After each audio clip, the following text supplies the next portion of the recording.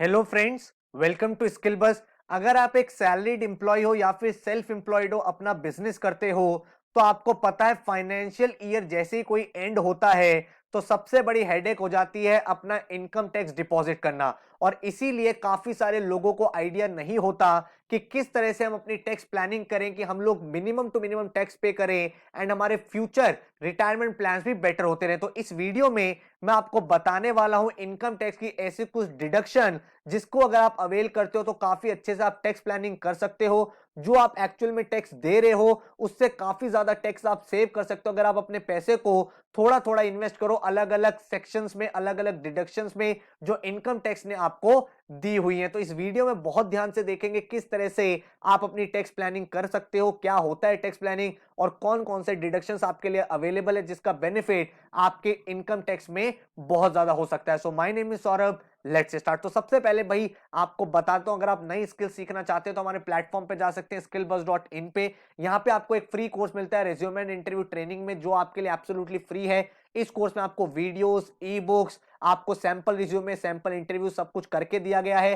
Then आपके पास बहुत सारे कोर्सेज है, एक्सेल का, बिजनेस कम्युनिकेशन का, graphic designing, machine learning, ethical hacking, website development. तो ऐसी सारी स्किल्स जो आज की डेट में बहुत ज्यादा डिमांडिंग है, जो चाहिए आपको different different stages of life में, करियर में, वो सारी की सारी स्किल्स आप सीख सकते हो। बेस्ट पार्ट क्या है कि जितनी भी स्किल्स आप सीखते हो उन सबका आपको सर्टिफिकेशन मिलता है, मतलब आप अपने रिज्यूमे, सीवी में इसको ऐड कर सकते हो। जो भी स्किल आप सीखते हो उसका प्रोजेक्ट आपको मिलता है प्रैक्टिकल, ताकि आपने जितनी भी वीडियोस देखी हैं उसका इंप्लीमेंटेशन कर पाओ। हमारा जो इंस्ट्रक्टर है उस प्रोजेक्ट को रिव्यू करता है, आपको वो फीडबैक सेंड करता है, जिसके बाद आपका एक क्विज होता है, जिसके बाद आप हो जाते हो उस स्किल के सर्टिफाइड मेंबर। तो मतलब एक बार आपने वो स्किल गेन कर ली तो इसका मतलब आप उस स्किल को कहीं भी फ्यूचर में यूज कर सकते हो। तो अगर आप ये स्किल सीखना चाहते हो, सारे के सारे कोर्सेज के डेमो लेक्चर्स, पूरा कोर्स करिकुलम हमारी वेबसाइट skillbuzz.in पे या फिर हमारी एप्लीकेशन जो आप गूगल प्ले पे या iOS ऐप पे डाउनलोड कर सकते हो मिल जाएगा।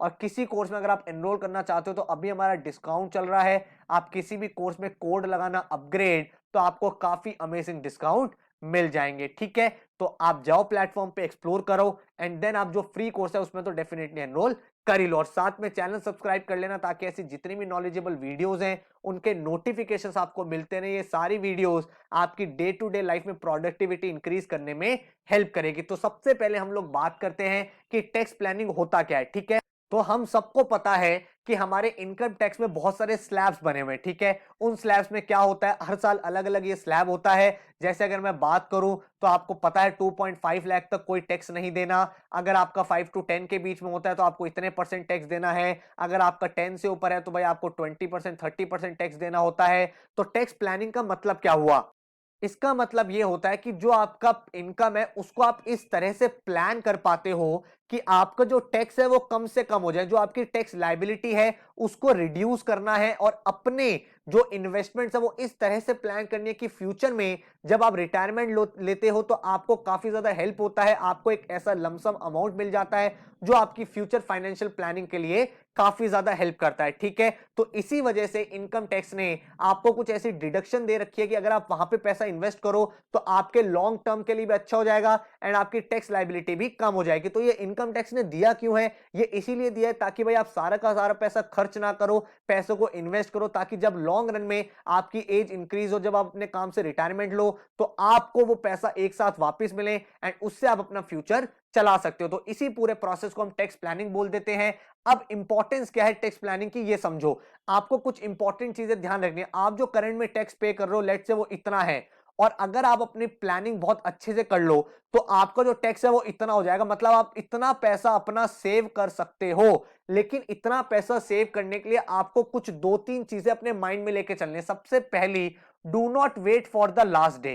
काफी बार हम लोग क्या गलती करते हैं, जब हम इनकम टैक्स रिटर्न फाइल कर रहे होते हैं तो हम अपने पूरे फाइनेंशियल ईयर के एकदम जब मार्च मंथ आ जाता है तब देखते हैं अरे कहां इन्वेस्टमेंट करें, कैसे अपने पैसे को बचाएं। उस टाइम आप सही डिसीजन नहीं ले पाते क्योंकि काफी सारी डिडक्शंस आपके माइंड से स्किप हो जाती है। सेकंड, आपका लॉन्ग टर्म प्लान क्या है। क्योंकि देखो जब भी आप अपना पैसा सेव कर रहे हो तो जहां पे भी आप इन्वेस्ट करोगे, आगे आपको डिडक्शन दिखाऊंगा, उसमें एक लॉक इन पीरियड होता है। लॉक इन पीरियड का क्या मतलब होता है कि आपने जो पैसा डाला है वो अपने फ्यूचर के लिए डाला है। तो आपने पीपीएफ में पैसा डाला है या फिर आपने इंश्योरेंस में पैसा डाला है जिस पर आप डिडक्शन क्लेम कर सकते हो, तो वो आपका लॉन्ग टर्म प्लान क्या आपके माइंड में क्लियर होना चाहिए, ठीक है। और थर्ड इंपॉर्टेंट चीज ये है कि आप कितनी आपकी करंट वेल्थ, आप कितना टैक्स दे रहे हो और एट मैक्स आप कितना टैक्स सेव कर सकते हो उन इन्वेस्टमेंट्स के थ्रू, ठीक है। तो ये सारी चीजें आपको पता होनी चाहिए। कहीं ऐसा तो नहीं है कि आपने अभी पैसा इन्वेस्ट करना शुरू कर दिया इनकम टैक्स बचाने के चक्कर में, लेकिन 1 साल बाद आपको कोई घर लेना है, ठीक है। तो आपके प्लान क्या है वो क्लियर होने चाहिए। तो इन 3 पैरामीटर्स को आपने डिसाइड कर लिया,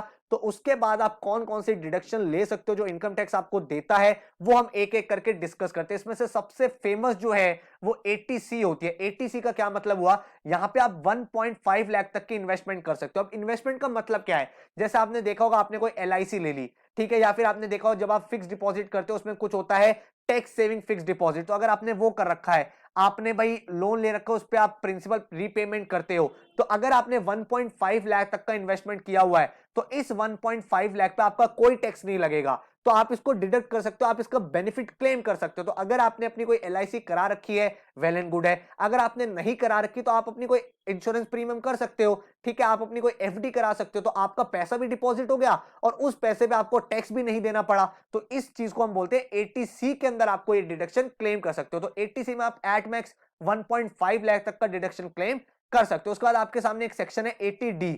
80D में आप अप टू 25,000 का डिडक्शन क्लेम कर सकते हो जो आप हेल्थ इंश्योरेंस प्रीमियम में डाल सकते हो। तो अगर आपने अपना कोई हेल्थ इंश्योरेंस नहीं ले रखा तो आप कोई हेल्थ इंश्योरेंस ले सकते हो, और अगर आप उसका प्रीमियम 25,000 तक देते हो तो इसको आप 80D में दिखा सकते हो, एंड यहां पे आपका इस पैसे पे कोई टैक्स नहीं लगेगा, ठीक है। इसके बाद हमारे सामने 80DD।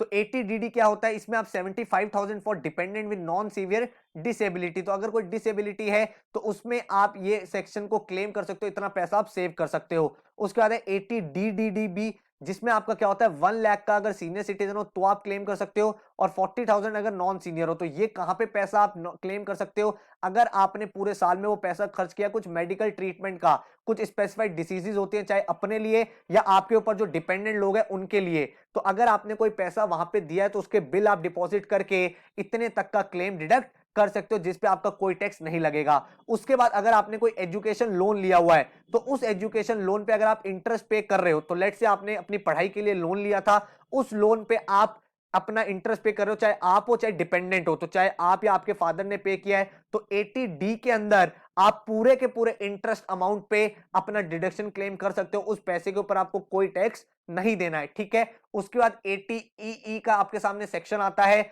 जिसमें अगर आपने कोई होम लोन लिया हुआ है तो उस होम लोन में अप टू 35 लाख तक का अगर आपने इंटरेस्ट पे किया है तो उस पे आपका कोई भी टैक्स नहीं लगेगा। उसके बाद आप देखोगे 80EEA 1.5 लाख, अगर आपने कोई घर अप टू 45 लाख तक का लिया है और ये जो आपने लोन लिया था ये 1 अप्रैल से 31 मार्च के बीच में लिया था, तो आप इतने तक का क्लेम कर सकते हो। उसके बाद 80G होता है। 80G आपका किस लिए होता है, अगर आपने कोई डोनेशन किया, लेट्स से आपने कोई डोनेशन किसी ट्रस्ट को की है या फिर किसी केयर फंड में की है, तो उस पे भी आपको टैक्स एग्जम्पशन मिलता है। वो 50 से 100% के बीच में रेंज करता है, एंड जितना भी आपने डोनेशन दिया है उस डोनेशन को आप अपने टोटल इनकम में से रिड्यूस कर सकते हो, उसके ऊपर आपका कोई टैक्स नहीं लगेगा। उसका कितना परसेंट नहीं लगेगा वो डिपेंड करता है, अलग अलग जो आपके ट्रस्ट होते हैं, तो हर ट्रस्ट के नीचे लिखा होता है कि इसमें आपको 100% एग्जम्पशन मिलेगा या 50% मिलेगा या कितना मिलेगा, तो वो आप वहां पे चेक कर सकते हो। उसके बाद 80GG का आपके सामने सेक्शन होता है, तो आप इसको भी क्लेम कर सकते हो। अगर आपने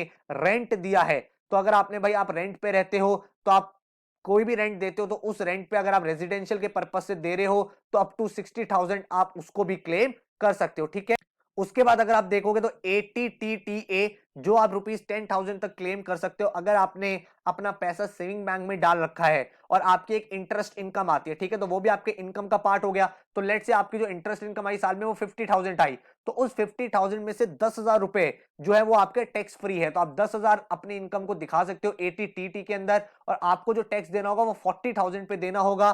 तो ये भी आप अपना अवेल कर सकते हो। उसके बाद 80TTB होता है सेक्शन, जिसमें आप 50,000 तक का डिडक्शन क्लेम कर सकते हो अगर कोई इंटरेस्ट इनकम है सीनियर सिटीजन की। तो अगर आप सीनियर सिटीजन नहीं हो तो आप 10,000 तक क्लेम कर सकते हो, और अगर आपके कोई सीनियर सिटीजन है फैमिली में तो 50,000 तक की अगर इंटरेस्ट इनकम आ रही है तो उसके ऊपर कोई भी टैक्स नहीं लगेगा। उसके बाद 80U का आपका सेक्शन होता है जिसमें 75,000 अगर कोई डिसेबिलिटी है, और अगर सीवियर डिसेबिलिटी है तो आपकी 1,25,000 तक का आप यहाँ पे क्लेम कर सकते हो। उसके बाद आपके सामने होता है 80EEB, 1.5 लाख तक का आप इंटरेस्ट के ऊपर आप लोन जो है वो अवेल कर सकते हो। इसके ऊपर आपका डिडक्शन हो जाएगा, लेकिन इसकी कंडीशन क्या है, available on interest amount on loan taken for purchase of any electrical vehicle. तो अगर आपने कोई इलेक्ट्रिकल व्हीकल ले रखा है तो उस पे आपको टैक्स नहीं देना पड़ेगा, ठीक है। और जो ये चीजें हैं जो आपको यहाँ पे शॉर्ट फॉर्म्स लिखी हुई थी, पीपीएफ, ईपीएफ, या आप अलग अलग जगह इन्वेस्ट कर सकते हो। जो सबसे पॉपुलर इनमें टैक्स प्लान में लोग करते हैं वो 80C का यूज करते हैं, क्योंकि यहाँ पे लोग या तो पीपीएफ में इन्वेस्ट कर देते हैं, यूलिप में इन्वेस्ट कर देते हैं,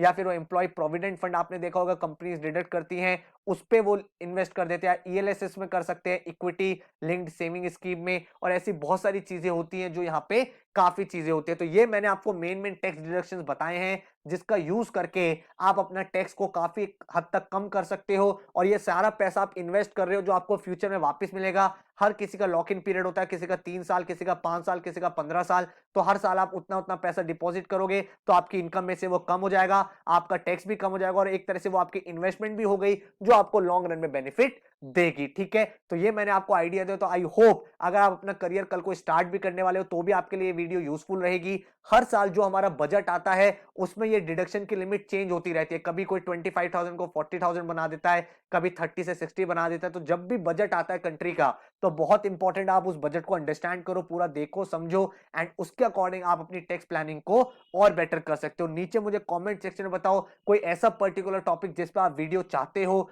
जो चीज आप सीखना चाहते हो लेकिन आप डेली देखते हो आपको पता नहीं है, तो नीचे कमेंट करके बताओ, उसके ऊपर भी हम आपके लिए वीडियोस बनाते रहेंगे। इसके साथ ही भाई वेबसाइट पे जाके कोर्सेज एक्सप्लोर करो, एप्लीकेशन डाउनलोड कर लो स्किल बस की, यहाँ पे डेली अमेजिंग ब्लॉग्स आपको मिलते रहते हैं, एंड इंस्टाग्राम चैनल भी हमारे स्किल बस ऑफिशियल, यहाँ पे हम डेली प्रोडक्टिविटी पोस्ट भी करते रहते हैं। So thank you so much, all the best and take care.